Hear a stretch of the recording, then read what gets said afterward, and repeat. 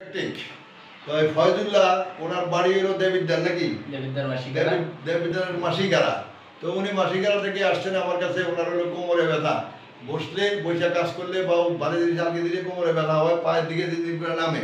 এই তো এইটাই সমস্যা। এই সমস্যার জন্য আমরা প্রথম দিন ওনাকে প্রথম ধরনের ট্রিটমেন্ট দিয়েছি। দেওয়ার পরে কি করেছি, দৌড়াইতে দিছি, দৌড়াইতে দিছেন, তারপরে উপর হইতে দিছি, বসতে দিছি, উঠতে বসতে দিছি।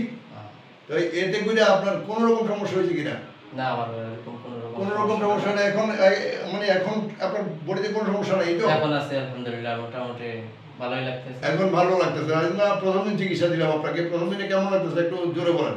প্রথম দিন আলহামদুলিল্লাহ আমার মোটামুটি ভালোই লাগতেছে, একটু আরাম বোধ করতেছে। হ্যাঁ, একটু বলতে আরাম কতটুকু? আরামের পরিমাণ কত? আরাম মোটামুটি চলতে আছে, চলে যেরকম আছে চলে। আচ্ছা, তাই আমরা ওনাকে ডেলি চিকিৎসা দিব না, ওনাকে আমরা 7 দিন পর পর চিকিৎসা দিব। এতে হয়তো ওনার 3টা সেশন লাগতে পারে। খোদা হাফেজ।